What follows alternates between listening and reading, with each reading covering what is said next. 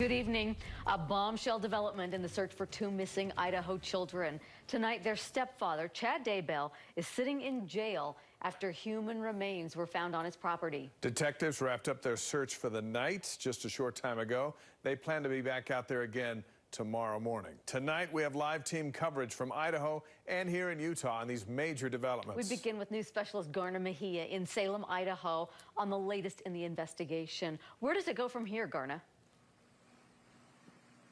You know, a lot of heavy hearts across the nation today as this 9-month-long search for the two missing children comes to an end. As you can see, there is still a presence here by law enforcement. We're told they'll be here into the night.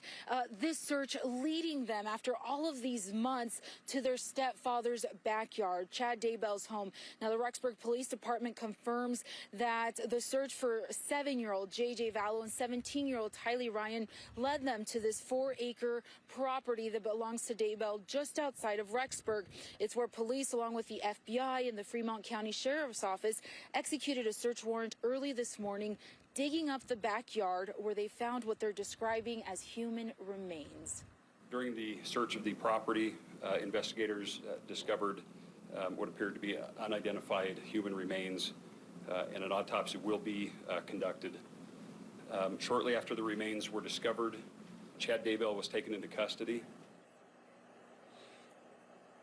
Now, the FBI tells us that they sent down about 20 agents.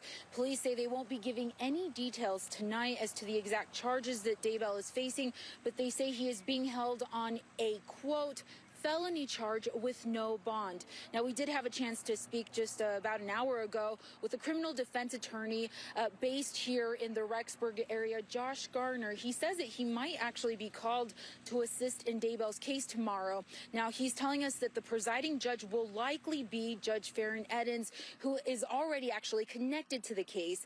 Edens is actually presiding over the child custody case involving JJ and was actually recused from Lori Vallow's case because of that connection.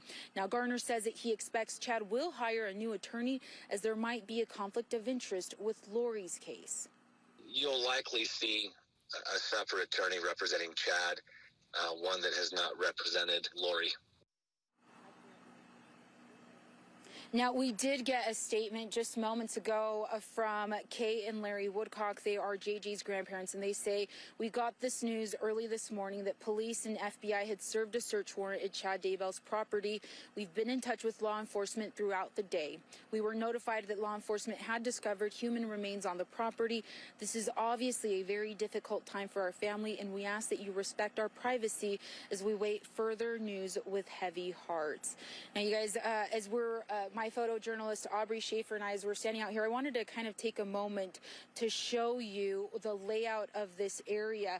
Now, sources tell us that the Daybell family used to actually have bonfires in that area right next to, just feet away from where those remains were uncovered earlier today. There's also, she was an avid gardener. There's also garden beds out here, but we'll be keeping you guys posted. We'll be obviously watching this developing situation into tomorrow. We're expecting to get more information. For now, we'll send it back to you in Salem.